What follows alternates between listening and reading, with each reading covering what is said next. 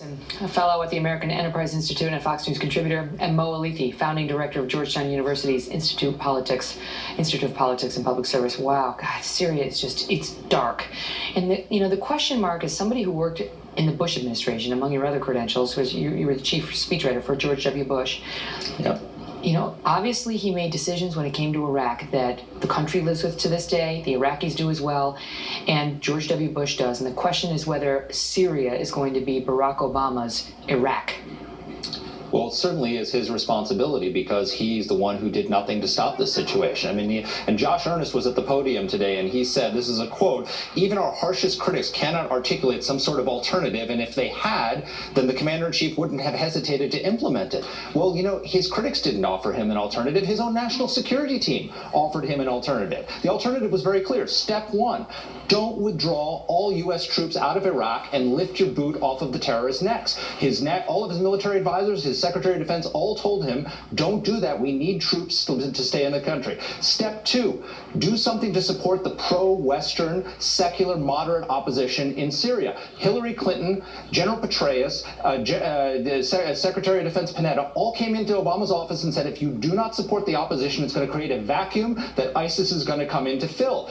General Flynn, who was the head of the DIA, warned him, gave him a memo that said, this is a quote from 2012, the deterioration of the situation in Syria has dire consequences, creates the ideal atmosphere for ISIS to return to its old pockets in Mosul and Ramadi, declare an Islamic state, and renew facilitation of terrorist elements from all over the Arab world. That happened. He was warned in 2012. Mo, and then why isn't this on Barack Obama? I mean, it's not like Iraq in that we didn't go over there and start a war with Syria, but they crossed a red line. Barack Obama said they could not cross, and we did nothing.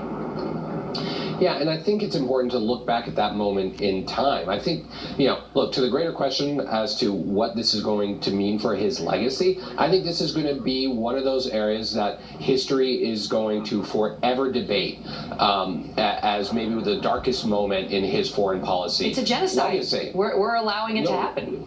And the question then is, could it have been prevented without putting significant military presence on the ground? And if you think back to what this president ran on in 2008, what the mood of the country was during that period. But no one made him set that red line. No one made him do that with chemical weapons, saying if you use those, we're coming in. And they did, and he did nothing. And then they were emboldened, Mark Thiessen. No, absolutely. Well, what happened was his advisors again told him when he sat his case, they leaked it all to the Wall Street Journal. When he said we're not going to enforce the red line, they all went to the Wall Street Journal and said we told him you have to enforce the red line, because what happened is it emboldened the Assad regime, and they have continued. They're using chemical weapons. They're using chlorine gas in Aleppo today, and then you have the refugee crisis. Nothing changes, notwithstanding the videos we see of the children begging for help. Mo, I'll give you the last word. Yeah, look,